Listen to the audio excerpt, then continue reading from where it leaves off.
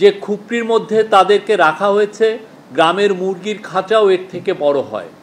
তাদেরকে মাসের পর মাস, বছরের পর বছর এভাবে বন্দি করে রাখা হয়েছে।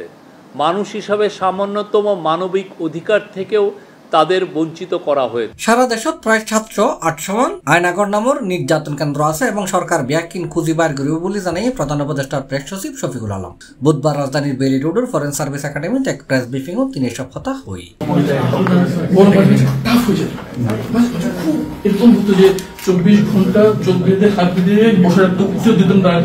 তিনি হই কয়েকদিন আগে হওয়া হইল যে আয়নাগর পরিদর্শন নম্বর, কিন্তু আর আজিয়ে ঢাকার 3 আয়নাগর পরিদর্শন করছি। বাংলাদেশের যেদিকে আয়নাগর আছে বেকিন তোয়াই বাইর করা হইব। গুম বিষয়ক তদন্ত কমিশনের তথ্য অনুযায়ী আর জানি ইনের সংখ্যা 770-800।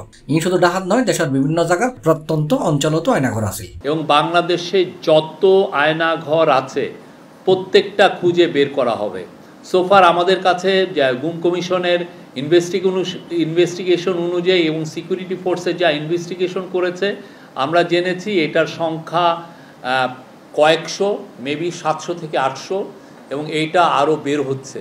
এবং এটা বোঝা যাচ্ছে যে এটা শুধুমাত্র ঢাকায় কনসেন্ট্রেট ছিল না, প্রত্যন্ত অঞ্চলেও এরকম অনেক আয়নাঘর ছিল। তিনি আরো হই জুলাই-আগস্ট অভ্যুত্থানের সময় হত্যাকাণ্ড এবং গুমহত্যায় জড়িত ব্যাকুনেরই শাস্তি দিয়ে হবে। যে যারা যারা এগুলোই জড়িত বা যেই ধরনের মানে এই যে যারা পালিয়ে গেছে, যাদেরকে এখনো ট্রেস করা যাচ্ছে না, তাদেরকে খুঁজে বের করা। এবং এটা ওয়ান অফ দ্য, এই যে অপারেশন ডেভিল হান্টসের one of the focus area হচ্ছে যে এই লোকগুলোকে যারা ভয়ঙ্কর রকমের মানবাধিকার লঙ্ঘন করেছেন তাদেরকে বিচারের আওতায় তাদেরকে খুঁজে বের করা। C+ TV, Chittagong.